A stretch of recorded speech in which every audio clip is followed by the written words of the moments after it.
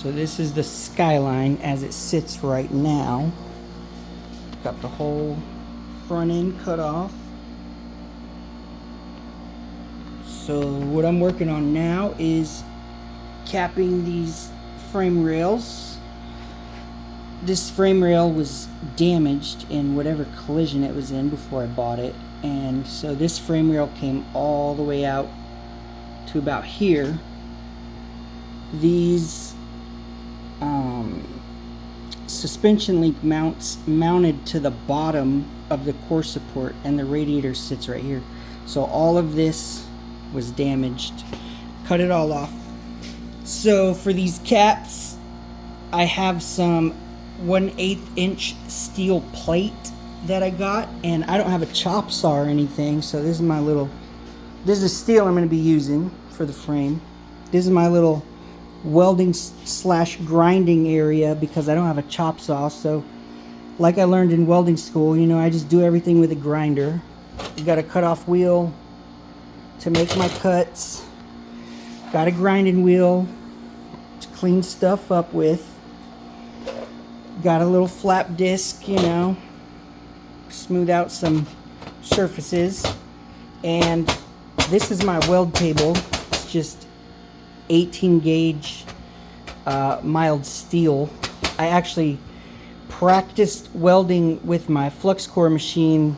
These are the first flux core welds I've ever done, so I could weld steel, thick pipe steel, you know, all day, stick, TIG, fine, but this is my MIG machine, and I never learned MIG. So this is flux core. It's basically gasless MIG. And I got this little machine here. Yes, it's actually really nice. Once I figured out how to get my settings right and everything, figured out kind of the specifics of welding with flux core, gasless MIG. You know, this thin steel, this is kind of 18 gauge. So you really got to do tack welds, stacking dimes they call it, but you know, I've never done any kind of welding like this, so I'm learning. I started off like I was running beads on some thick, what's this, 5/16 inch steel, but unfortunately the heat doesn't transfer through these thin sheets like this. I was blowing holes in it, messing with my settings. Then I said, you know what, it's kind of thin, let me try to tack it. So I started tacking, but these are the caps for the frame rails. This is 1/8 inch steel. So what I'm doing, I cut these out of 1/8 inch plate. This is the right side. So basically, I'll be capping these off like this here.